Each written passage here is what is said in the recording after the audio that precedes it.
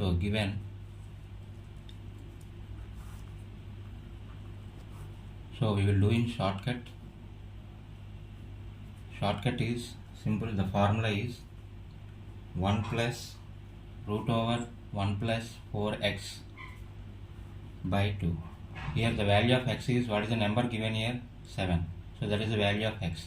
So you can substitute here 1 plus root over 1 plus 4 into x value is the given number. Here the given number is 7 into 7 by 2, but equal to 1 plus root over 1 plus 4 into 7, 28 by 2, that equal to 1 plus root over 1 plus 28 root 29 by 2. So this is not a perfect square number, so we can leave like this. So therefore the value is 1 plus root 29 by 2.